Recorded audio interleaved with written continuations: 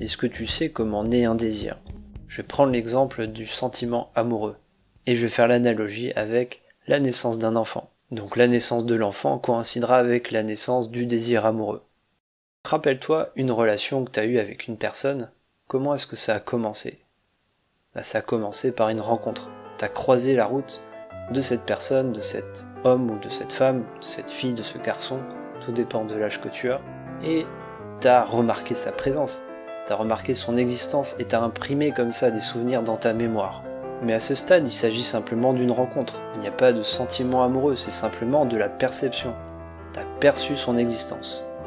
Et puis un peu plus tard, ça peut être quelques secondes plus tard, quelques minutes, quelques heures, ou alors la prochaine fois que tu as recroisé cette personne, à ce moment-là, un peu plus tard, tu as reconsidéré ces souvenirs, ils sont remontés à la surface, et tu t'es dit, tiens, il y a ça et ça qui me plaisent bien. C'est un peu comme si ton esprit a été fécondé, il y a quelque chose, il y a une petite graine qui s'est instaurée et qui se met à se développer. Et c'est la gestation, c'est quand tu vas commencer à penser à cette personne, tu vas te dire on a les mêmes valeurs, on a les mêmes goûts, et il y a ça différent chez elle ou chez lui, et ça peut me tirer vers le haut parce que moi je suis très mauvais dans ce domaine. Quelque chose comme ça va commencer à se développer dans ton esprit à partir de cette petite graine, un peu à la manière de l'embryon qui se développe dans le ventre de la maman. À ce stade, il ne s'agit pas véritablement de désir parce qu'il n'y a rien de véritablement clair. T'as des images comme ça qui s'entrecroisent, t'as des choses qui se fortifient, des liens qui se font, mais t'as pas une vision claire de l'avenir. Et c'est quand t'as une vision claire de l'avenir et que tu te dis ça j'ai envie de le vivre. Alors là il y a la naissance du désir. Ça j'ai envie de le vivre avec telle personne, j'ai envie de faire ça, je veux reprendre un café avec elle, je veux aller plus loin, peu importe. T'as compris, c'est quand t'as une accroche comme ça, tu dis ouais, ça j'ai envie. Si t'étais sur Facebook, tu ferais je like, même tu mettrais un petit cœur.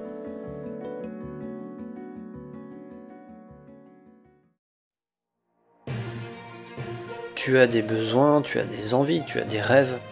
Tout ça, ce sont des sortes de désirs. Que ce soit pour satisfaire tes besoins, pour satisfaire tes envies, pour accomplir tes rêves, tu te construis une image du futur.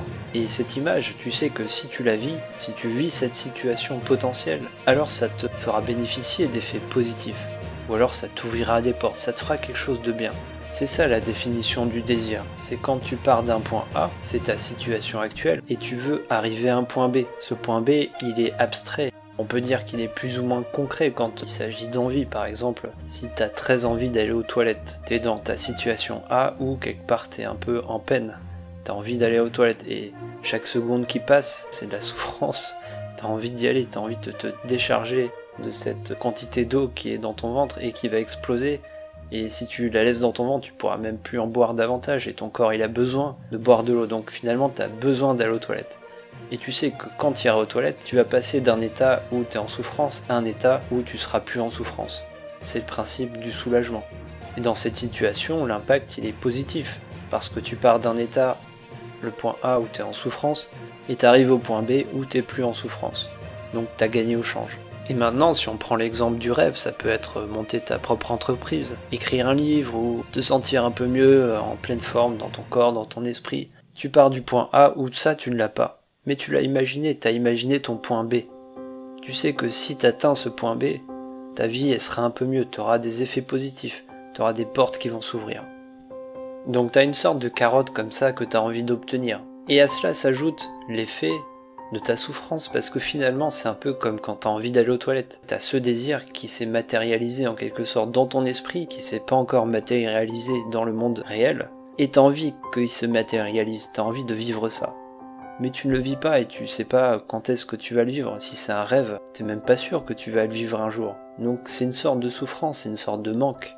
Le désir, c'est lié au manque. Et quand tu auras accompli ton désir, tu sais que tu vas te soulager de ce manque.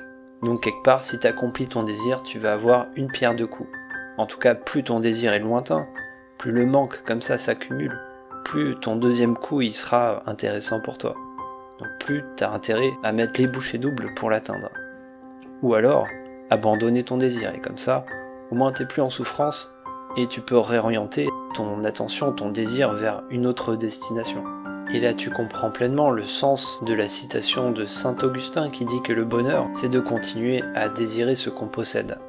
Si par exemple tu sais que demain matin tu peux te réveiller, avoir ta famille, tes amis, tu peux prendre ton cahier, écrire quelques lignes, tu peux faire du sport, tu peux faire toutes ces choses simples, et t'es certain que tu pourras le faire. Le manque, il peut être dans le temps que t'as à attendre pour le faire, mais t'as aucune incertitude. Tu réduis ce manque, tu réduis cette insatisfaction. Mais pour ça, si on revient sur cette citation, continue à désirer ce qu'on possède, il faut pour autant que tu désires ce que tu possèdes. Il faut que tu arrives à un stade où tu as déjà ce qui te rend heureux. Si c'est pas le cas, faut que tu ailles chercher un peu plus loin pour te construire la vie qui te rend heureux ou heureuse. C'était ma vérité sur le désir, sur sa signification, sur la manière qu'il a d'apparaître dans ton esprit. Si tu as une autre manière de voir les choses, n'hésite pas à mettre un commentaire. Et j'espère que cette vidéo, tu l'auras appréciée, j'espère que ça t'aura inspiré, fait réfléchir. Si c'est le cas, n'hésite pas à mettre un pouce bleu, n'hésite pas à t'abonner à la chaîne pour que YouTube te prévienne des prochaines et pour m'encourager à continuer, pour attiser mon désir de continuer. Et je te dis à bientôt. Ciao.